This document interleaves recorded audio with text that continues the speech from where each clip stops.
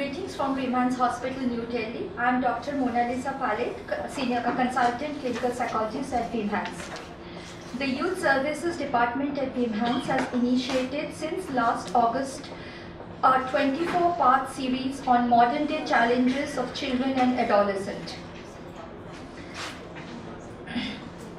The series focuses on building awareness and addressing concerns on the following themes: parenting in the modern day, aggression in youth, relationships and modern day youth, addiction in youth, lifestyle changes of the modern day youth. We have recently concluded a 6-part series on parenting last month with a very positive response from the community. We are now commencing the next theme in the series, anger and aggression in the modern day youth, through a panel discussion and an interactive session. Before we start on the question answer, our panelists, each of us are from different walks of life. They will give a brief understanding of violence and aggression from different perspectives. I'll start with request Dr. Seth to start an introduction on the topic. Thank you.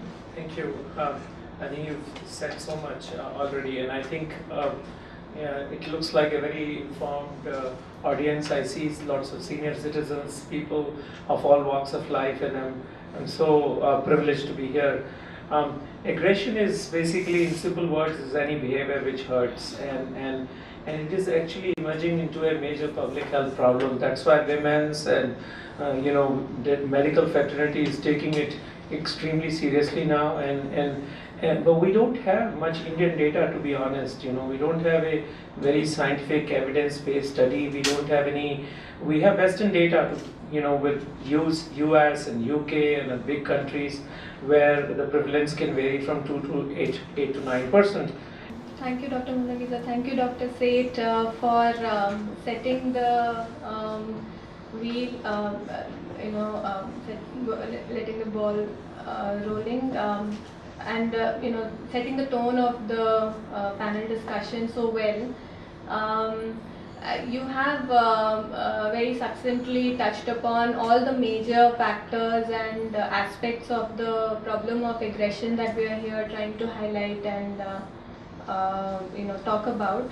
But what I'm going to do is, and since I'm a clinical psychologist working with children and young people, without going into all aspects of aggression, I think I would like to try to highlight the important psychological factors that are associated with aggression, and in what context, especially developmental context, it happens, and what are the manifestations of that. Sir has already talked about the fact that aggression is any behavior that causes harm to others or threatens harm to others, and it's important to understand that it's not only in a physical sense, it can be in a verbal sense, as Dr. Monalisa already pointed out in her introduction. And very importantly, what we see emerging in literature now is a relational kind of aggression, which is in the interpersonal context, and it can take many forms, such as varying from verbal abuse to actual physical behaviors or attacks. It can happen in different contexts and play out in different ways. It can be accidental, such as a small child accidentally pushing a peer while playing. In this case, harm is not really intended, but it happens in the course of normal peer activity. It can be expressive when a child is frustrated or not getting what he or she wants. The child might say something that is hurtful.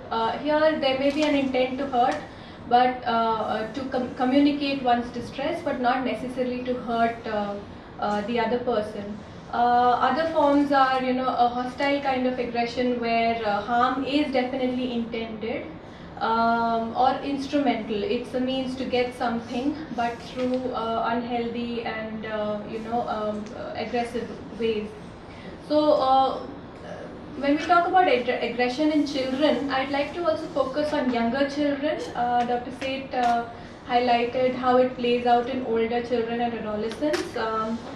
In younger children, and it's important to understand that aggression is not uncommon in children.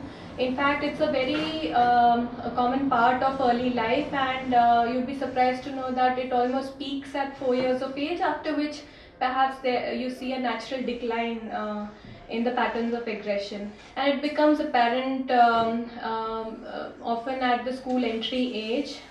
We see that there are common manifestations of aggression that we see in young children. So in toddlers or preschoolers, it's common to see aggression because verbal skills are not yet developed.